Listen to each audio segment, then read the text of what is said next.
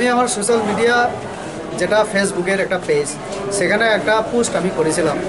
তাতে আমি লিখেছিলাম টাইগার রঞ্জিত বাবুর সামনে আমাদের যে সিংহ প্রদ্যুৎ বাবু অসহায় মনে হচ্ছিল।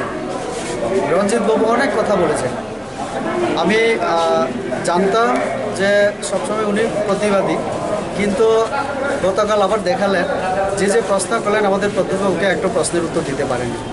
কিন্তু সেখানে আরও কতগুলি বিষয় আমরা জানতে পারলাম। তাদের চেয়ারম্যানরা একটি বন্দুকও কিনছে আজকাল, আর পয়সা কই থেকে আসছে সেটাও আমরা বুঝতে পারলাম। রঞ্জিতবাবু নিজেই স্বীকার করলেন রাজ্য সরকার কেন্দ্রীয় সরকার টাকা তো পাঠাচ্ছে, কিন্তু তার কোনো হিসাব হচ্ছে না। যে কথা আমি এই সাংবাদিক সম্মেলন করে আমি অভিযোগ করেছিলাম যে অডিট হয় না, অডিটর জেনারেল চিঠি লিখেছিলেন রাজ্যপালকে, সেটাই প্রমাণিত হলো। তাদের সেখানে কোনো আর্থিক শৃঙ্খলা নেই, কোনো নিয়মকানুন নেই। আর প্রদ্যুৎবাবু একসময় আমাকে বলেছিলেন আমি সংবিধান জানি না, এখন উনি তো আর ওনার হাতে কিছু করার নেই, এখন সম্মান নিয়ে পালানো।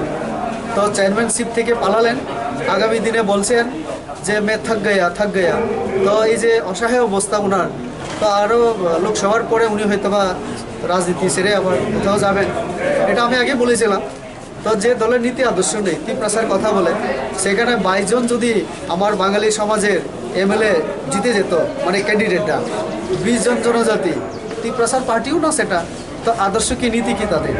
বলে তীব্রাসার কথা, করে অন্য কাজ। তো এই দলে কে থাকবে? রঞ্জিতবাবুর মতো আরও অনেক বিদ্রোহী আসবে। সেই দিন আমি শুনেছি রঞ্জিতবাবুর সঙ্গে কোনো এক এমডিসির মানে খুব মানে মারপিটের অবস্থায় ধাক্কাধাক্কি হয়েছে, আরও অনেক কিছু। কারণ রঞ্জিতবাবুকে অনেক কি সমর্থন করেছিল, কেউ কেউ আবার প্রতিবাদ করেছিল।